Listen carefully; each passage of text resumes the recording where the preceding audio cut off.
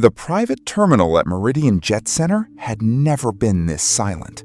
On the sun-blasted ramp outside, beneath the tail of a gleaming white business jet with Marchetti painted in gold down its fuselage, 200 people, pilots, cabin crew, ground staff, a cluster of very wealthy passengers, stood frozen in the Dubai heat, and not one of them was breathing. At the center of it all, Celeste Marchetti, in a white travel suit that cost more than a ramp agent earned in a year, stood clutching her boarding folder against her chest with both manicured hands. Her knuckles had gone white. The folder was shaking. A few steps away, at the foot of the air stairs, stood a lean older man in a scuffed reflective vest and a plain company cap, the same ramp guy she had ordered around all morning, the one she had called Boy. He was not shouting. He was not even angry. He simply held up one weathered hand, palm out, and said 6 words that would end Celeste Marchetti's entire world. This aircraft is not flying today. A phone lay face up on a baggage cart, its screen still glowing from the call that had just ended, the call that had turned the most powerful people on that ramp the color of ash. The station manager could not lift his eyes. Victor Marchetti, the tycoon himself, had half risen from the leather seat of his car at the edge of the apron and forgotten to close the door. And Celeste, whose father had bought her the jet, the wardrobe, the entire life she was standing in, finally understood exactly who she had spent the whole morning humiliating.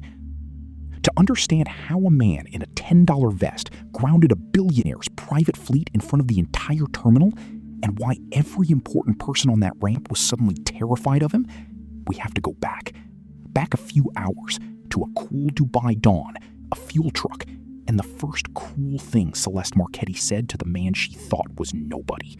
The ramp at Meridian Jet Centre smelled of jet fuel and hot concrete, and the faint sweetness of the desert before the heat arrived, and Daniel Cruz loved it anyway. He stood in the same spot he liked every morning, out near the fuel hydrant, one hand resting on the cool steel of a Bowser, a battered inspection torch clipped to his vest, and watched the aircraft the way other men watch the sea. He was 58, wiry, with steady dark eyes, and grease worked so deep into his knuckles that no soap had touched it in decades.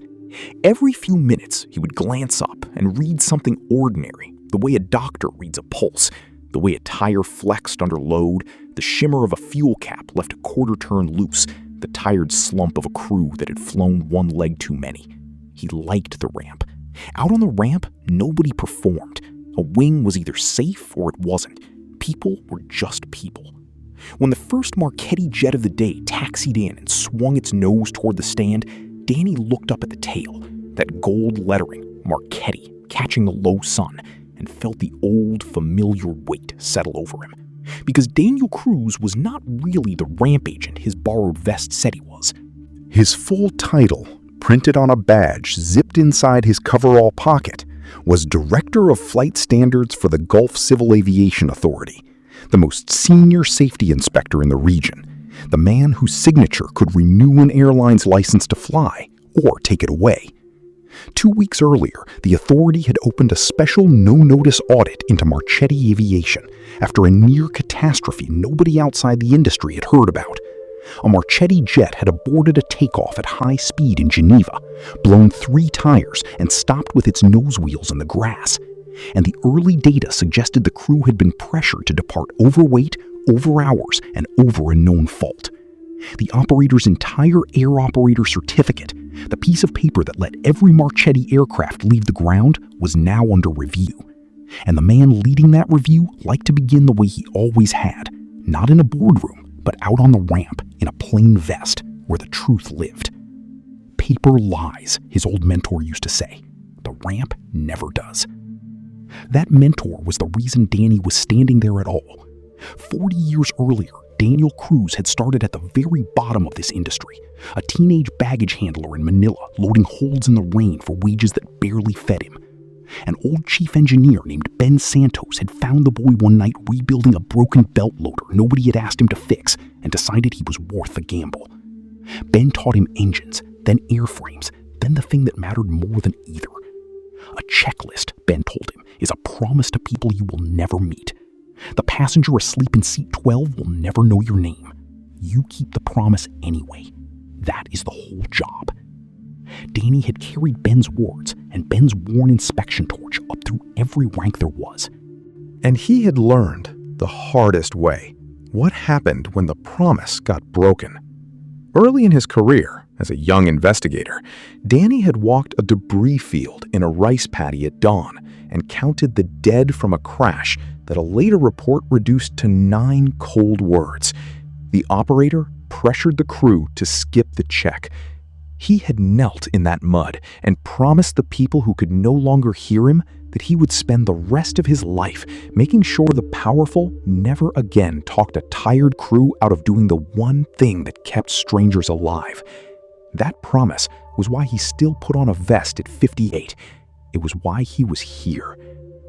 Into that quiet morning, the young woman who would define Danny's day arrived the way she always did, in a convoy of noise. 2 blacked-out SUVs swept through the VIP gate and stopped diagonally across the painted safety lane, straddling the red line that kept vehicles clear of turning aircraft. A driver leapt to open a door, and Celeste Marchetti stepped out into the morning in oversized sunglasses, checked her reflection in the tinted glass, and looked around the ramp for someone to carry things. Her eyes landed on the nearest man in a vest, Danny. "You, boy!" She snapped her fingers and pointed at the small mountain of matched luggage the drivers were unloading. "Get all of that on the aircraft, and be careful. 1 scratch on the Bottega and it comes out of whatever they pay you for a month, which I'm guessing isn't much." Danny looked at the bags, then at her, and did not move to pick them up. "Morning," he said mildly. "Your cars are parked across the safety line. If an aircraft turns onto this stand, that's where the wingtip swings. I need them moved before anyone loads anything." Celeste lowered her sunglasses an inch, taking in the scuffed vest, the grease-black knuckles, the plain cap, and a slow, delighted smile spread across her face. The smile of a woman who had just found something to be amused by. "Oh, you're one of the ground people," she said, as though naming a species. "The ones who live out here in the heat with the trucks." 2 assistants drifted over, sensing entertainment. "Sweetheart, I've been flying private since before you learned to drive a fuel cart. I know how this works. People like you push the stairs. People like me climb them." "I'll say it once more," Danny said, unbothered. "Move the cars off the red line, or nothing on this ramp moves at all. That's not me being difficult. That's the rule that keeps you alive." Celeste didn't move the cars. She held his gaze for 1 long second, long enough that something flickered behind her eyes, some small uncertainty she didn't like. And then she laughed, waved a hand at a passing station supervisor to deal with the rude one, and clicked away toward the terminal in heels never meant for a ramp. It was the way Danny had simply stood there, unafraid, that made her decide to hate him. Inside the cool marble of the private terminal, an older man in a pressed but well-worn jacket was sitting alone near the window, a small nylon suitcase at his feet, turning a boarding pass over and over in his hands, as if he couldn't quite believe it was real. His name was Rashad Halabi. He was 74, a retired schoolteacher, and he had never in his life set foot in a place like this. A young ground services agent named Noor had noticed him looking lost by the taxi rank an hour earlier and walked him in herself. "You're sure this is the right terminal, Uncle?" Noor had asked gently, and the old man had shown her the pass with hands that trembled a little. "My granddaughter arranged it," Rashad said, and his whole face changed when he said it. "She worked so hard, that girl. She said, 'Gito, you will not take 3 buses and a ferry to my wedding.'" He smiled, embarrassed and proud at once. "Her father, my son, he passed 4 years ago. I promised him I would walk her down the aisle in his place. The ceremony is tomorrow evening." He lowered his voice. "It is a shared charter," they told me. "Several passengers. I do not need much room." Noor, who sent half her own salary home to her mother every month, felt her throat tighten. "Then we will get you there, Uncle," she said, and she meant it. She brought him a cup of tea he hadn't asked for and didn't charge him for it, and Rashad Halabi looked at her as though she had handed him the moon. He did not know that the girl who fetched his tea earned less in a week than the buckle on Celeste Marchetti's handbag. That was exactly why it counted. Noor had one more small kindness in her that morning, and she spent it on the man in the vest. Passing Danny on the ramp, she saw the authority lanyard he hadn't quite tucked away, and, not recognizing the title, assumed he was a new contractor being given the runaround. "Don't let the Marchetti crowd get to you," she murmured, pressing a cold bottle of water into his hand. "They treat us like we're part of the tarmac. But most of the passengers are kind. That old gentleman by the window," she nodded through the glass, "he's flying to walk his granddaughter down the aisle. First time on a plane in his life. Make sure his bag gets loaded gently, yeah?"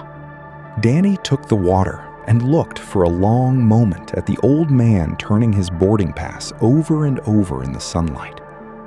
"I'll make sure," he said quietly. He did not tell Noor who he was, but he made a note of her, the way he noticed a well-torqued bolt, a small sound thing in a shaky structure. He had no idea yet how much that frightened, generous young woman was about to matter. Kindness, Ben Santos used to say, is the one part of this job that never shows up on the checklist and decides everything anyway. He had no idea how hard that morning was about to test all of it. If you want to understand how much power a 24-year-old can have when no one has ever once told her no, you only had to watch Celeste Marchetti move through a private terminal. Doors were held, queues dissolved. A lounge manager appeared at her elbow before she had finished deciding she wanted something. Her father, Victor Marchetti, had built Marchetti Aviation from a single lease turboprop into a charter empire of 40 aircraft, and he had raised his only daughter to believe the world was a service and she was its permanent VIP. She wore that certainty the way she wore the sunglasses, indoors, unnecessary, and impossible to see past. She genuinely believed the rules were a thing that happened to smaller people, down on the ground, in the heat. And from the moment she reached the ramp that morning, she made the people who worked there her entertainment. It started small, the way cruelty always does.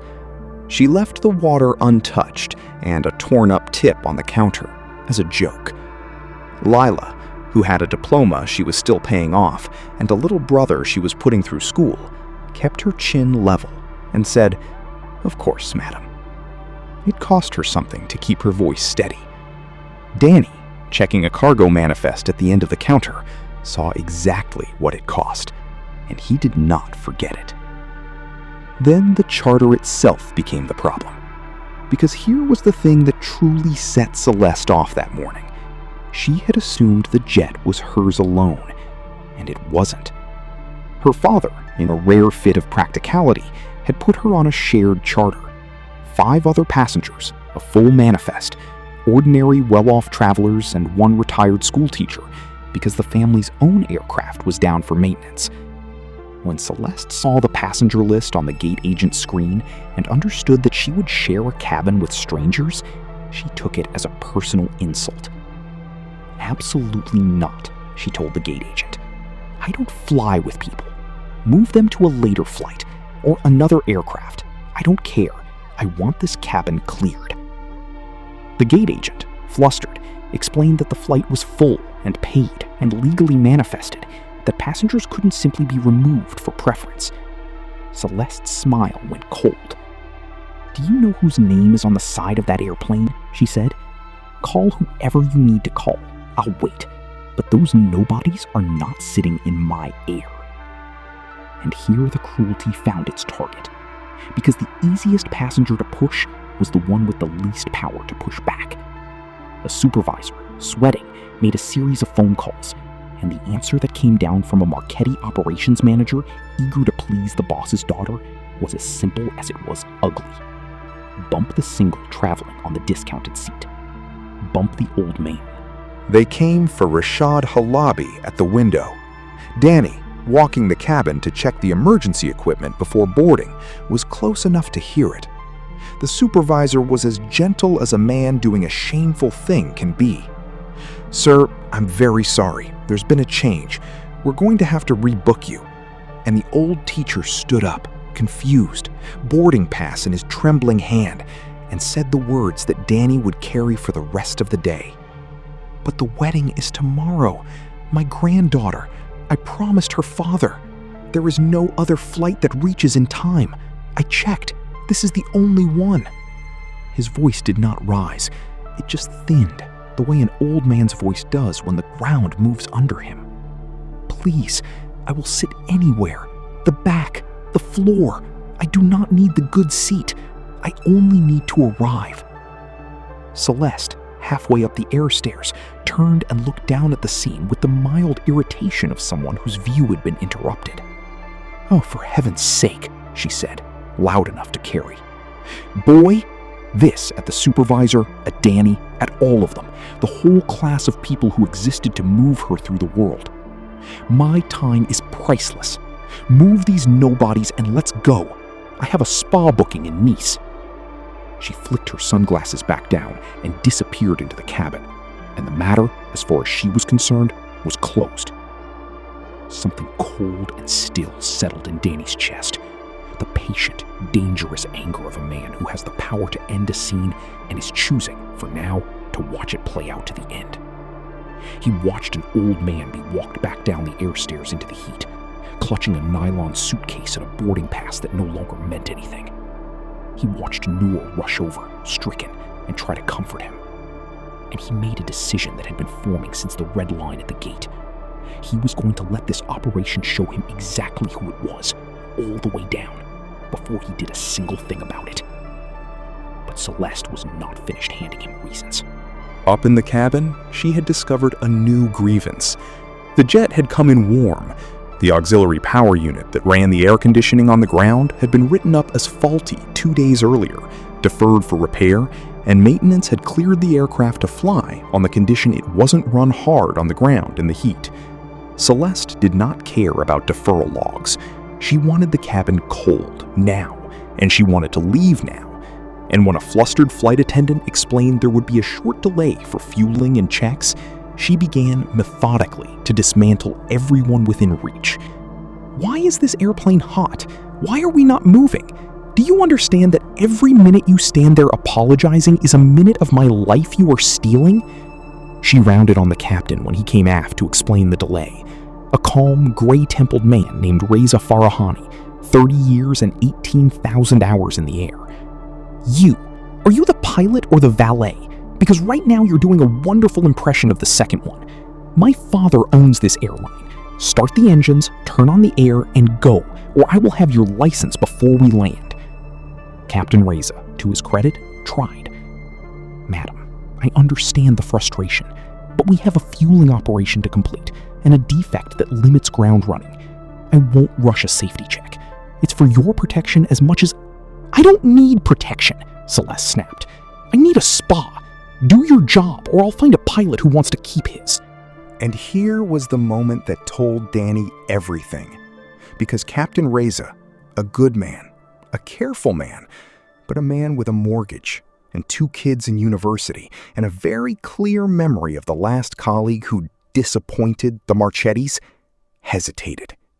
And in that hesitation, Danny saw the whole rotten mechanism of it. Not one cartoon villain, but a chain of ordinary, frightened, decent people being slowly bent, one at a time, by someone who had never once been told no. He saw Reza glance at the fueling panel, saw him weigh his conscience against his children's tuition, saw him almost decide to cut the corner. "Captain," Danny said quietly, stepping into the galley in his vest, clipboard in hand. "Fueling's not complete, and the load sheet doesn't balance yet. You're not cleared to close up." Reza looked at him, really looked, and something in the older man's steadiness seemed to give the captain his spine back. "He's right," Reza said, and turned to Celeste. "We are not leaving until it is safe. That is final." Celeste stared at the ramp agent who had, somehow, twice now, been the immovable object in her mourning. "You," she said, and her voice was pure ice.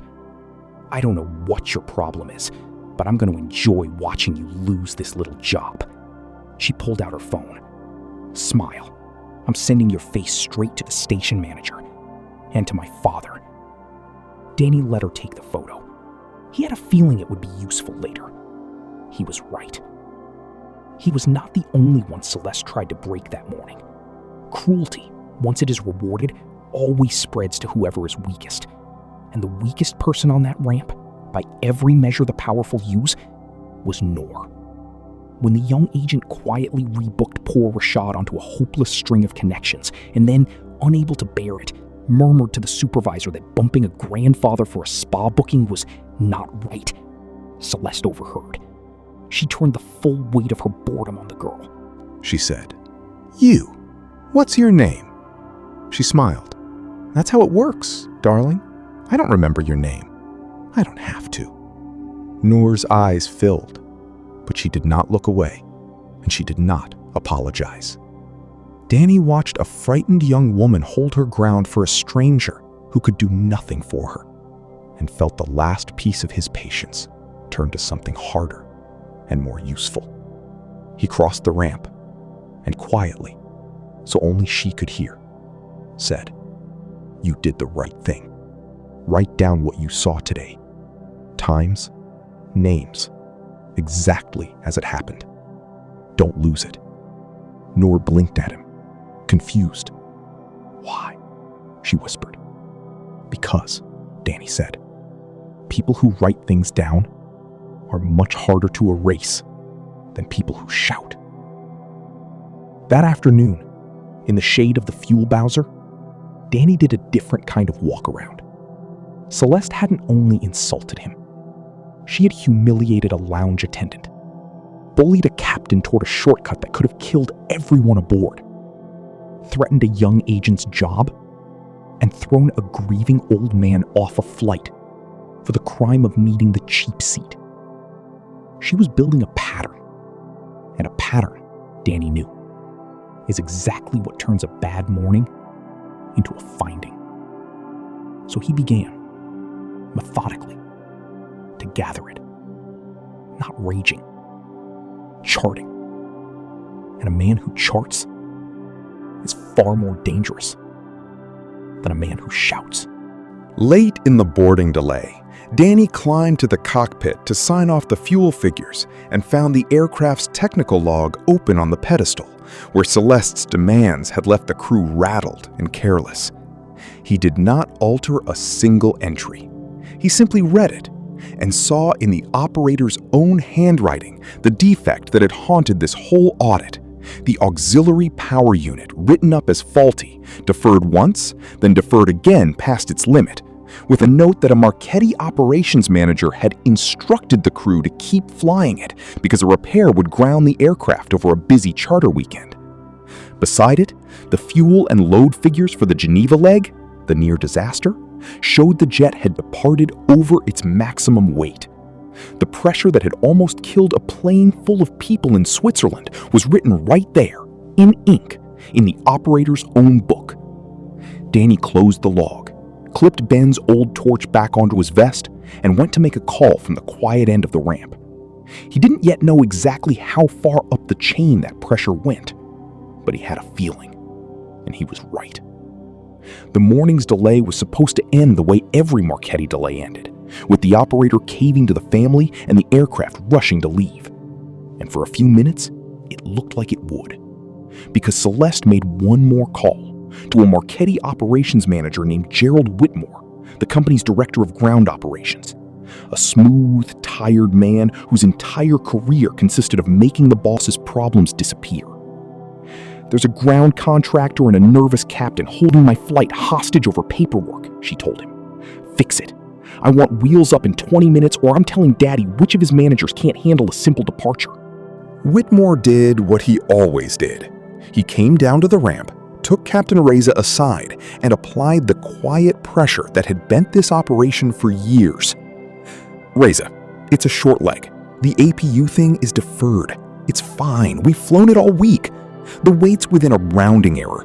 Just close it up and go. and this all goes away. It was the exact sentence, almost word for word, that Danny had read in a 9-word crash report 30 years earlier. The operator pressured the crew to skip the check. And this was the line the whole morning had been walking toward. Because to make the numbers work, to clear the overweight, to get the boss's daughter her early departure, Whitmore did something that crossed from arrogance into a crime. He told the load controller to file a fuel figure that wasn't true, and to leave 2 bags off the paperwork while loading them anyway. So the load sheet the captain signed would show a legal weight the aircraft was not actually carrying. A falsified load sheet on a jet with a deferred fault, a tired crew, and a cabin full of passengers. It was, in miniature, exactly the machine that had once left Danny kneeling in a rice paddy at dawn. Captain Reza saw the doctored figures and went pale. He understood precisely what he was being asked to sign, and precisely what it had nearly done in Geneva. And for one terrible moment, the mortgage, the tuition, the family that could end his career with a phone call, he reached for the pen. "Don't," Danny said.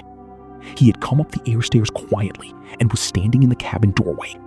He did not raise his voice. "Don't sign that, Captain. You know it's wrong. You knew in Geneva. A number on a page can't hold the wing up. If you sign it, you own it. And so does everyone who ever trusted their kids to your cabin." Whitmore rounded on him. "And who exactly are you to interrupt an operational conversation? You're a fuel contractor. You push stairs." Danny looked at him for a long, level moment. Then he looked at Reza. "Captain, you have a choice that costs you something either way. I understand that better than you know. But there is only one version of today where you can still promise the person in seat 12 that you did your job." He paused.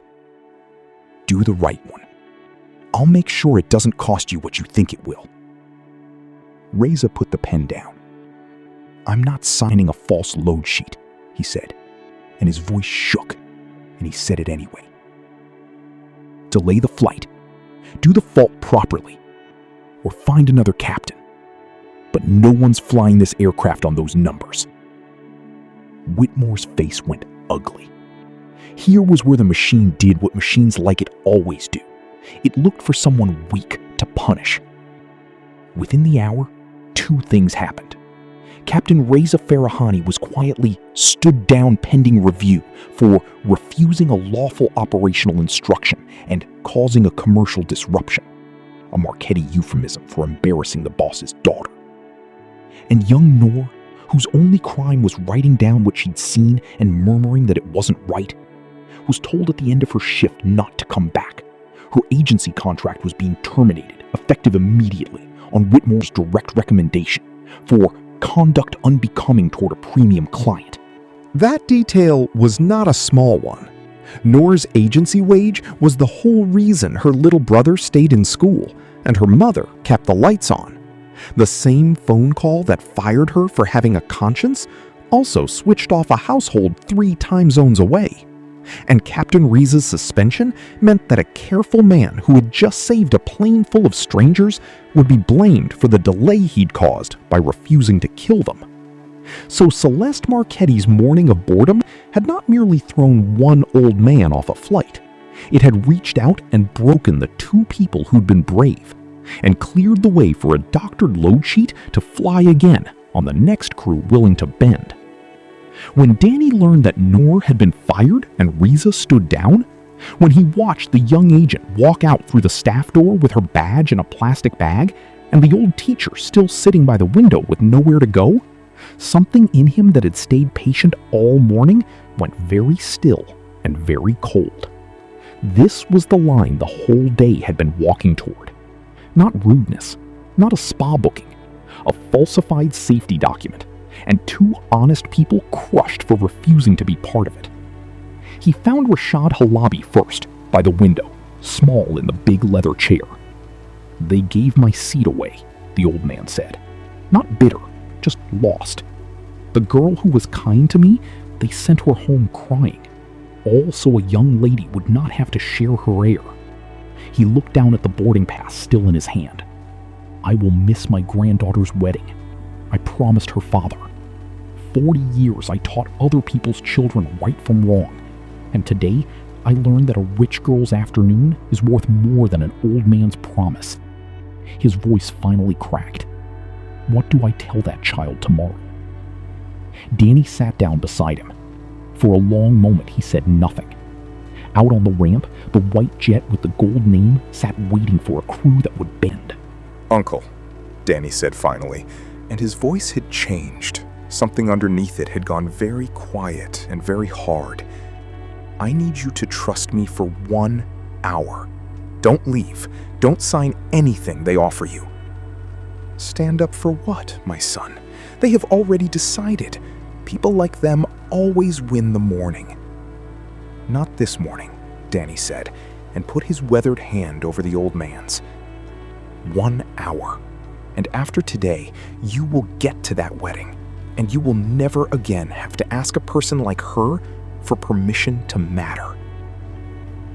Then Daniel Cruz walked to the quiet end of the ramp, took the badge out of the zipped pocket over his heart, and looked at it for a long moment.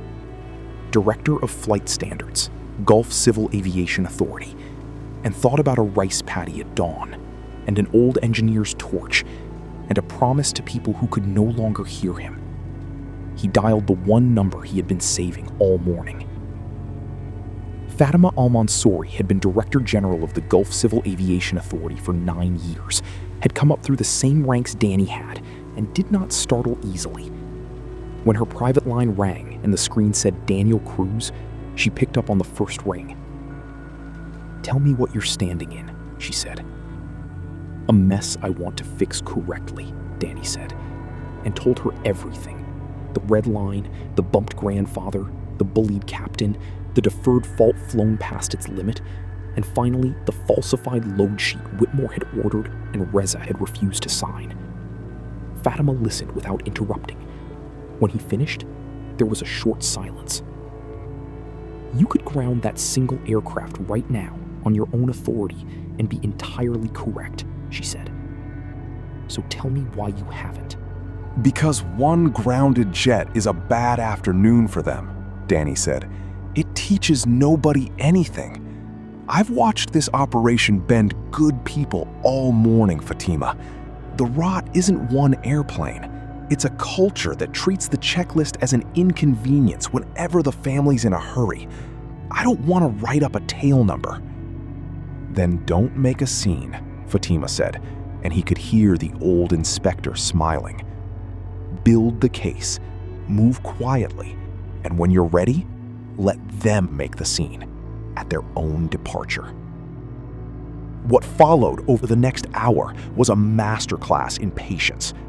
Danny did not storm the operations office or flash his badge. Instead, working the phone from the shade of the Bowser, he did what 4 decades on the ramp had taught him.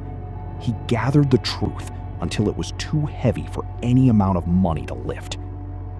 First, the machine's own memory. Because a Marchetti aircraft's flight data recorder and the maintenance computers didn't care whose daughter was aboard, Fatima authorized the authority's technical team to pull the raw data, and there it was, in numbers no lawyer could argue with. The Geneva takeoff, aborted at high speed, with the recorder showing the jet had been 11% over its maximum weight when the captain slammed on the brakes. The APU fault, logged, deferred, and deferred again past its limit. And the digital fuel and load records that flatly contradicted the paperwork the company had filed. A crew could be pressured into signing a lie. The flight data recorder could not be talked into telling one. It was the one fingerprint no money could scrub. The black box that remembered everything the powerful wanted forgotten. Second, the paper. The authority quietly preserved the technical log, the deferral records, and, crucially, the doctored load sheet for the very flight now sitting on the ramp, the one Whitmore had ordered and Reza had refused to sign, complete with the load controller's reluctant notes. Preserved beside it were Whitmore's own messages to the crew. Just close it up and go, within a rounding error. Think about how that conversation goes with the family. Pressure, in writing, with a name on it. Third, And this was the piece that turned a safety finding into a reckoning: the CCTV. The ramp and terminal cameras had captured all of it. The SUVs across the red line. The old man walked back down the air stairs. Celeste's contempt at the lounge counter. And the moment on the air stairs when she looked down at a grieving grandfather and said, "Move these nobodies." The authorities' remit was safety, not manners. But a pattern of a client personally pressuring Cruz to break safety rules on camera was very much a safety finding. And Celeste Marchetti had performed it beautifully, all morning for every lens on the field. But building a case in daylight is one thing. Keeping your identity quiet while a tycoon's machine wakes up around you is another. And here, the morning turned genuinely tense. Because Gerald Whitmore had not survived 20 years of making problems disappear by being slow. The moment a captain refused a load sheet and a ground contractor started making phone calls, Whitmore's instincts fired. He called the station manager. "Who is that man in the vest? Pull his contractor file. I want him off my ramp and I want to know who he really is." For 20 minutes, the walls tightened. The station manager began pulling badge records. If they made a single call to the right desk and learned that the contractor holding up a Marchetti flight was the director of flight standards conducting a live audit, the operation would lawyer up, freeze every record, and turn the whole thing into a 2-year paper war. And the doctored load sheet and the falsified fuel figures might quietly vanish before any one official had preserved them. Danny called Fatima. "They're looking for me," he said. "If they find out who I am before the records are locked, everything walks." "Then we let them find precisely what we wish them to find," Fatima said. Quietly and lawfully, the authorities' systems confirmed to the station manager only that the man in the vest was cleared for airside access under a regulatory function. True, boring, and impenetrable, while the technical team finished imaging the recorders and sealing the logs. Whitmore, reassured that the troublesome contractor was just some safety box ticker with paperwork clearance, called off the escort and turned back to the more important business of getting the boss's daughter airborne. It was the last mistake he would make before the departure. Celeste, meanwhile, made a mistake of her own.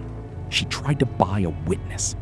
She had noticed that the young ground agent, the one she'd gotten fired, had been writing things down, and it made her uneasy in a way she couldn't name. So she had an assistant find Noor in the staff car park and offer her an envelope, a month's wages in cash, more, to sign a short statement saying the delay had been caused by an aggressive fuel contractor and a difficult captain, and that the premium client had at all times behaved with grace. For one long moment, Noor thought about her brother's school fees, her mother's electricity bill, everything she had just lost for the crime of having a conscience. And then she thought about a tired man in a vest who had told her that people who write things down are harder to erase. "No," she said. Her voice shook, but she said it. "You want to know the difference between me and your boss? I was kind to that old man when I thought no one important was watching." She pushed the envelope back. "I'm not for sale." She walked away on legs that barely held her and went straight back inside, found the man in the vest, and handed him 3 pages of times and names in careful handwriting. Danny took them as if she'd handed him gold. That was the operation's fatal error. They had not merely falsified a document and crushed 2 honest people. They had now tried to buy a false statement from a witness brave enough to refuse and honest enough to report it. The case had grown its sharpest edge, and they had handed it over themselves. The emotional low point came in the last 20 minutes before the scheduled departure. Rashad Halabi, still by the window, made a quiet call to his granddaughter to tell her he might not make it. Danny caught only the end of it, the old man saying, No, Habibti, don't cry. It is not your fault. An old man is just an old man." And then Rashad sat with the dead phone in his lap, and for the first time, stopped believing it would come right. Captain Reza, stood down and humiliated, packed his flight bag in the crew room, and told Danny, "You warned me it would cost me. I did the right thing, and I'm the one going home. Maybe some mornings the powerful just win, and a wise man learns to stop fighting them." Danny stood in the doorway between the two of them, the grounded captain and the grieving grandfather, and made himself say the hardest sentence in the whole plan. 15 more minutes, he told them both. Give me 15 minutes. Meanwhile, on the surface, nothing had changed, which is what made the noose so tight. Whitmore had already assigned a new, more compliant captain. A fresh load sheet, still built on the false figures, was being printed. Celeste, cool at last in a cabin they'd finally chilled by running the faulty APU exactly the way the deferral forbade, was posting a video to her millions of followers. Sunglasses, champagne, the gold Marchetti logo behind her. Some of us, she purred to the camera, are just built for the sky. Ground delay drama, but your girl always takes off. She found Danny's face through the window as she filmed and smiled and mouthed, "You lose." "You keep saying it's your sky," Danny said quietly, to no one, watching her through the glass. "Say it a little louder in a minute." With 10 minutes left, an unexpected ally stepped forward. Captain Reza Farahani, flight bag in hand, walked back out of the crew room, not toward the exit, but toward Danny. He set his own tablet on the baggage cart. "That's the electronic technical log, the real fuel figures, and the message chain from Whitmore telling me to close up on numbers we both know are false," he said. "I kept my own copy the moment he asked me to sign. I should have refused louder, years ago. I became a pilot to bring people home, not to bring a family their spa bookings." He straightened. "Whatever you're about to do out there, I'll stand on that ramp and say every word of it on the record. To the authority, to the company, to anyone." Danny looked at the captain's tablet and Noor's 3 handwritten pages and thought about the recorder full of numbers that could not lie, and knew the case was whole. There was one last piece. Fatima Al-Mansouri called him back. "It's done," she said. "I've convened the review panel. They're standing by on the line." A pause. "You've earned the right to close this yourself, Daniel. I'll put the order through the moment you give the word." Danny slid the phone into his pocket, clipped Ben's old torch to his chest where he could feel it, and looked out at the white jet with the gold name. Engines about to start, a doctored load sheet in the cockpit, and a boss's daughter live streaming her victory. In 1 minute, the whole ramp was going to learn who the man in the reflective vest really was. The ramp at Meridian Jet Centre shimmered in the late morning heat.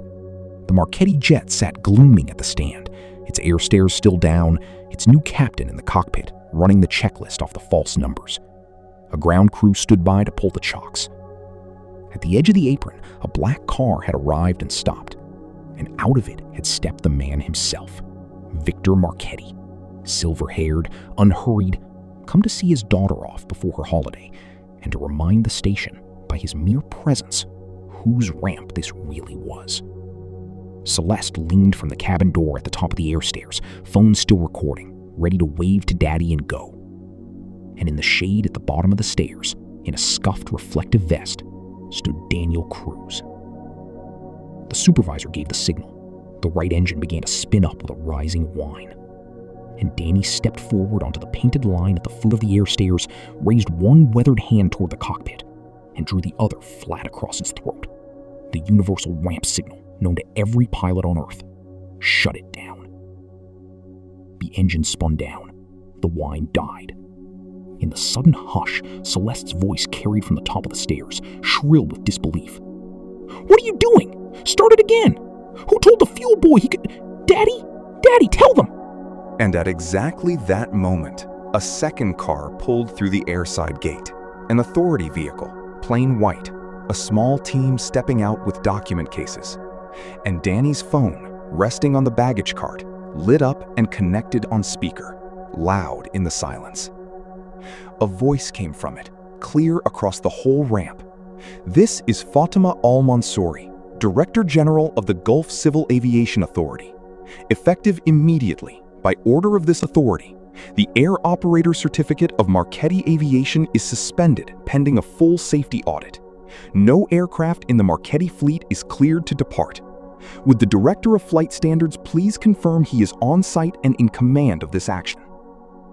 Victor Marchetti's driver stopped mid-step, and the man in the reflective vest reached up, unclipped the badge from the zipped pocket over his heart, and held it out flat so the gold jet on the apron and the gold name on the tail both caught the same sun.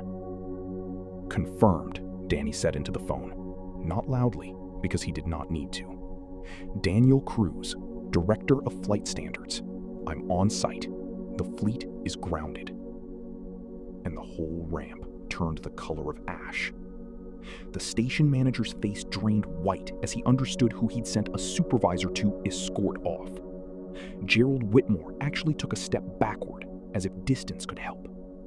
And Celeste Marchetti stood frozen at the top of the air stairs, phone still recording her own face, as the pieces slammed together in her mind.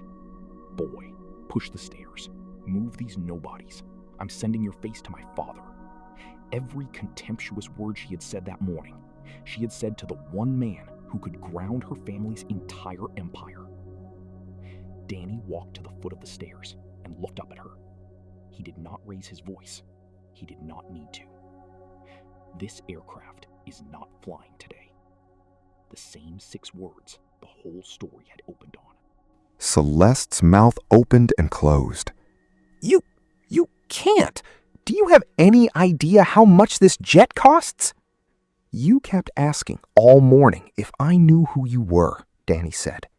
"Out here, that was never the question. The only question on a ramp is whether the aircraft is safe to fly, and I am the man who answers it." He let that settle. "So let's go through your morning in the order you earned it. You told a room full of people this was your sky. You said it into your own camera 30 seconds ago. Let's talk about what your family actually put in it." He laid it out, one item at a time, calm as an engineer reading a gauge. And as he did, the authority technician at the cart connected a tablet to the terminal's big arrivals display inside the glass and turned it to face the ramp through the window so that everyone, crew, passengers, Victor Marchetti himself, could see. There would be no need to take anyone's word for anything. The ramp was about to see it. The screen showed the flight data trace from Geneva, a takeoff run, a violent abort, a jagged line where 3 tires had blown. "This is your company's own recorder from 2 weeks ago," Danny said. "This aircraft, over its maximum weight, aborting at high speed with a cabin full of people because a crew was pressured to leave heavy and in a hurry. It stopped in the grass. Next time, it doesn't stop." A murmur moved through the passengers who had, minutes ago, nearly boarded. Then today, Danny went on. The screen changed, the technical log, the deferral flouted, and beside it, the load sheet from this very flight. A known fault, flown past its limit because a repair was inconvenient. And this, he tapped the load sheet. "The paperwork your operations director ordered falsified an hour ago, so this jet could leave overweight and on time." He turned. Captain Farahani refused to sign it. "You stood him down for that this morning." Reza stepped forward from the crowd, pale and steady. "Every word is true," he said. "I kept the messages." Whitmore found his voice. "Now hold on. That load sheet was a rounding. You can't possibly—" Behind Danny, the screen changed again, and Whitmore's own words filled it, message by message. "Just close it up and go, within a rounding error. Think about how that conversation goes with the family." The ramp read them in silence. Somewhere in the crowd, a passenger said, very quietly, "We were about to get on that." "There's more," Danny said, still not raising his voice. 20 minutes ago, someone acting for this flight offered a young ground agent a month's wages to sign a false statement, after she'd already been fired for saying out loud that throwing a grandfather off a plane was wrong. Moore stepped out from the terminal doorway, chin level. "I said no," she said, "and I kept my notes." Danny set her 3 handwritten pages on the cart with the rest. "That is not a bad day at work," he said. "Attempting to buy a false statement to cover a safety violation is a crime.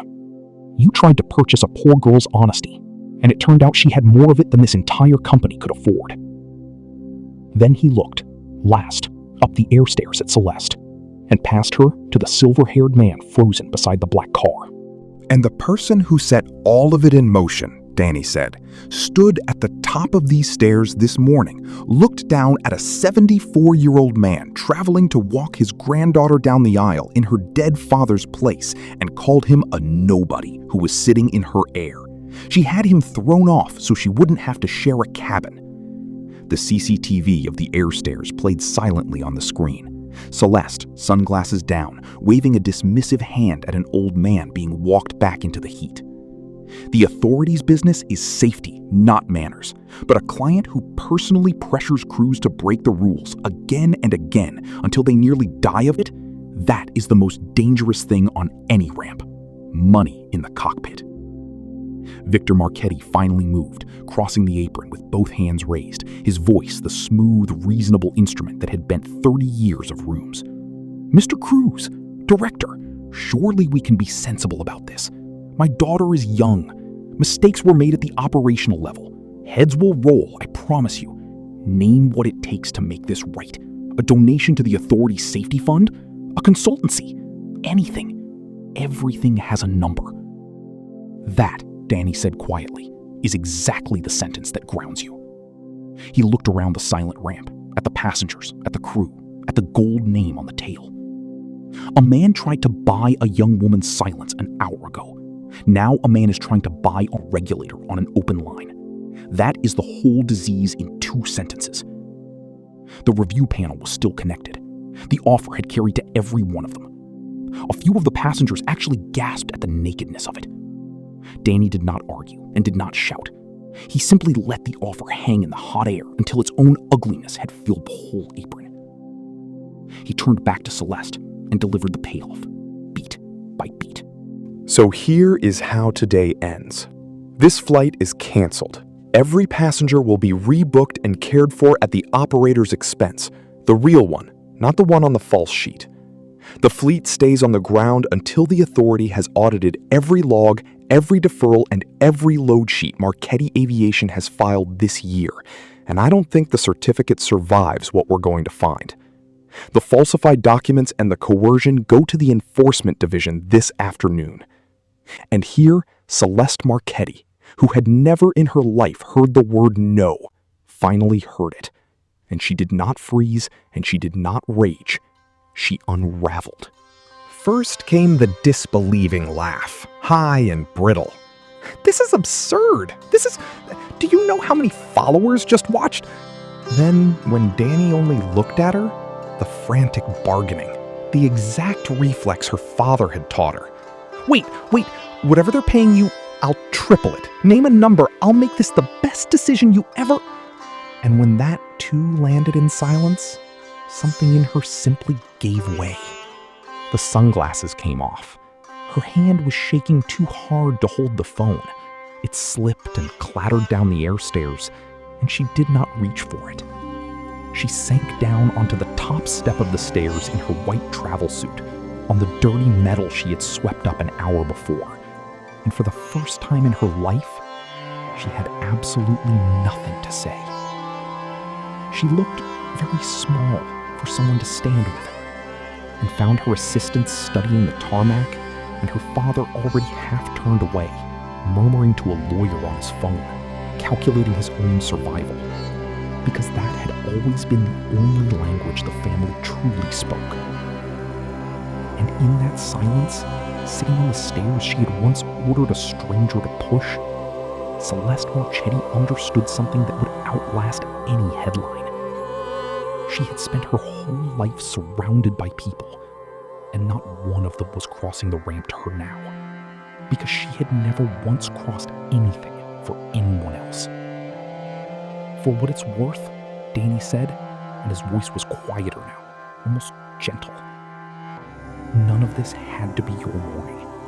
If you would just let the old man keep his seat, if you'd been decent to the girl who brought your water, or let the captain do his job, you'd be somewhere over the Mediterranean right now with a clean conscience and a cold cabin. You were handed a life most people can't imagine. The one thing you were never willing to spend was the thing that costs nothing. But Danny was not finished, because a good ending is never only about who falls. It is about who finally gets to rise. He climbed the air stairs past Celeste without another word, went into the cabin, and came back down carrying a nylon suitcase. Then he crossed the terminal to the window, to the old man who had waited exactly as he'd been asked, and crouched down to his level. "Uncle Rashad," he said, "I'm sorry it took so long. I couldn't tell you who I was until the work was done." He smiled. "Now, about that wedding." He straightened and raised his voice for the ramp. "The authority keeps a small aircraft on standby for inspection travel. It is fueled, it is checked, and its crew are rested. I know, because I checked them myself. It is going to make one unscheduled stop before its next audit, and it is going to get this gentleman to his granddaughter's wedding tonight, with hours to spare, in a seat by the window." Rashad Halabi stared at him, and then his weathered face crumpled, and he pressed Danny's grease-stained hand between both of his, and could not speak at all. "You taught school for 40 years, Danny said gently. "You spent your life making sure other people's children knew right from wrong, for a wage that never once got you near a place like this. This morning, you were the most important passenger on this whole field, and the only one who understood it was a girl who fetched you tea. That's the lesson, Uncle. You've been living it longer than any of us." Then he found Noor hovering by the door, and Captain Reza beside her. "You were both fired today for doing exactly the right thing when it was expensive," Danny said, loud enough for the panel on the line to hear. "That is going to be corrected before you leave this building. Captain Farahani's suspension is void. His refusal to sign a false document will go in the record as precisely what it was. The reason this ended with a grounded jet instead of a crash site. And this young woman," he turned to Noor, "is not going back to an agency that fires people for having a conscience. The authority has been looking for ramp inspectors who can't be bought. I watched you refuse an envelope this morning that would have solved every problem you have. That is the entire job, and it can't be taught." Noor pressed both hands over her mouth. A few feet away, Lila, the lounge attendant, quietly reinstated with an apology an hour earlier by a mortified station manager, was laughing and crying at once. "And one more thing," Danny said. "There will be an award, the Ben Santos Award, in the name of an old engineer who taught me that a checklist is a promise to people you'll never meet. It goes every year to the member of ground or cabin crew who protects a stranger who can do nothing for them in return. Uncle Rashad, you are not staff, but you'll be at the first ceremony in the front row as our guest, because you're the reason any of us remembered what the job is for." The ramp, which had held its breath for 10 minutes, finally let it go. Crew were grinning. A passenger started to applaud, and the whole apron joined in. At the edge of the tarmac, quietly, an authority officer was speaking with Gerald Whitmore, who was no longer smooth at all. Celeste was helped down off the stairs by a single embarrassed assistant, no longer a queen of the sky, just a young woman who had never been told no, and had now been told it by an entire airfield at once, while her father, still on his phone, walked to his car without once looking back at her. As the black car pulled away, the last thing Celeste saw through the window was the man in the reflective vest, crouched beside an old teacher, helping him to his feet with more care than anyone had shown her all morning. Late that afternoon, when the paperwork was sealed and the fleet was quiet on the apron, Daniel Cruz walked out to the standby aircraft himself and loaded Rashad Halabi's small nylon suitcase into the hold, gently, the way Noor had once asked him to. He didn't do it because anyone was watching. He did it because that, in the end, was the whole point. In the weeks that followed, though the footage the world shared would only ever be that single morning on the ramp, everything rolled out just as Danny had promised. The Marchetti audit found what audits find once someone honest is finally allowed to look. Falsified sheets going back years, deferrals flown past their limits, crews bent until they nearly broke. The certificate was suspended, then stripped. The fleet that had been Celeste's playground never flew under that gold name again. Gerald Whitmore's coercion became the opening exhibit in an enforcement case that reached the executives above him. Captain Reza Farahani was flying again within the month, this time for an operator that thanked him for saying no. Noor became the youngest ramp inspector the authority had ever trained, and she still, on her first walk of every audit, wrote down the name of anyone being kind when they thought no one important was watching. And on a warm evening 3 time zones away, an old school teacher in his best jacket, rested and arrived like a king, took his granddaughter's arm at the top of an aisle, and kept a promise he had made to her father. Because a man in a reflective vest had decided that an old man's promise was worth more than a rich girl's afternoon. Celeste Marchetti had a private jet, a famous surname, and a father who owned half the sky. Rashad Halabi had a nylon suitcase, a boarding pass for the cheapest seat, and a promise to a dead son. Only one of them still had their dignity when the engines finally spun down. So here is the question I want you to answer in the comments. Was Danny right to stand there in that vest and let it all play out? The bumped grandfather, the fired girl, the doctored paperwork, before he revealed who he was? Or should he have flashed the badge the second she called him boy at the gate? Tell me below, and be honest about this one too. We have all, at least once, looked straight through the person carrying our bags, or pouring our coffee, or waving us into our seat, and quietly decided they did not count. If you believe a private jet still can't fly you above basic decency, that how you treat the people who can do nothing for you says more than any name on any tale, then subscribe and stay for the next one.